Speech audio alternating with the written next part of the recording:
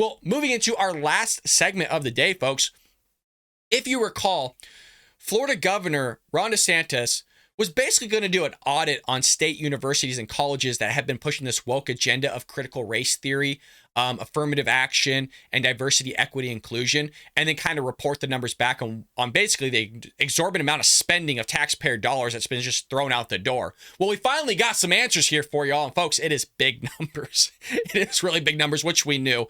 But as always, support the show by hitting that like and subscribe button if you haven't already, and leaving us a comment down below. Hit up the live chat, folks. People are writing and talking over there. You're a fellow conservative Republican. You're a freaking Minuteman, a countryman, a patriot. Engage with them a little bit here. Well, millions of taxpayer dollars spent on DIE and CRT initiatives at Florida public universities. Totally shocked. Not really. I live in the state of California, folks. Literally, I want to say like 8 to 10 years ago. It might be longer at this point. There was a university in Southern California that hired somebody to basically handle the diversity of the university and was going to pay them, I think it was like $600,000 or $700,000 a year to just make sure that the university was meeting their quotas.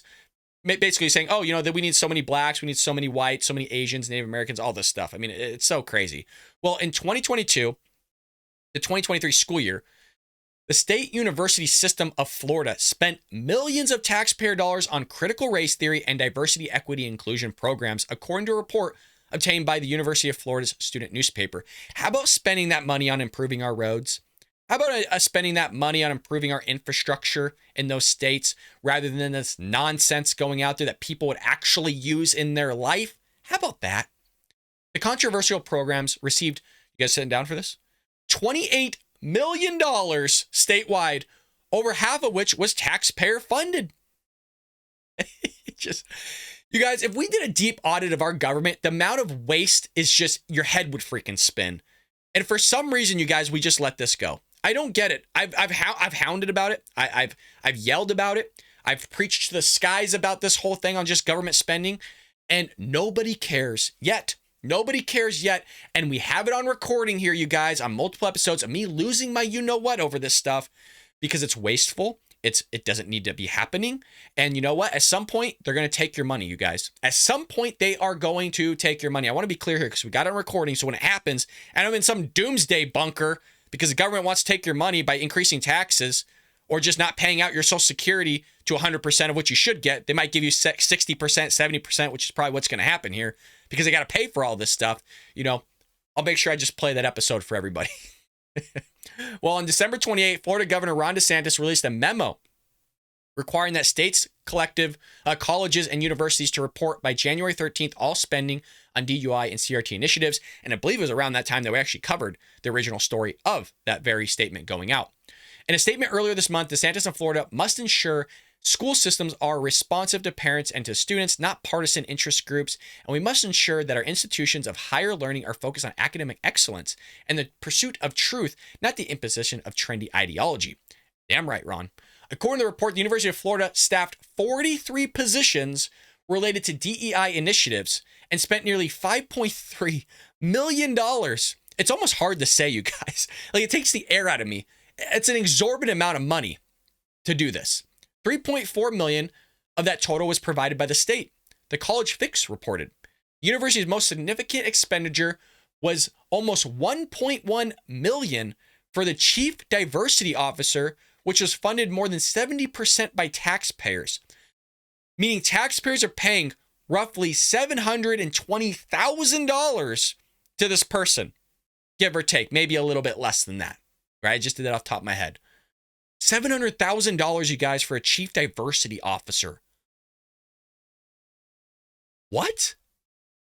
But hey, this is what happens when you let government run the show, folks. Thank God you got Ron DeSantis going. I'm tired of the BS, tired of the wasteful spending. The University of South Florida spent the most on the controversial programs at $8.6 million.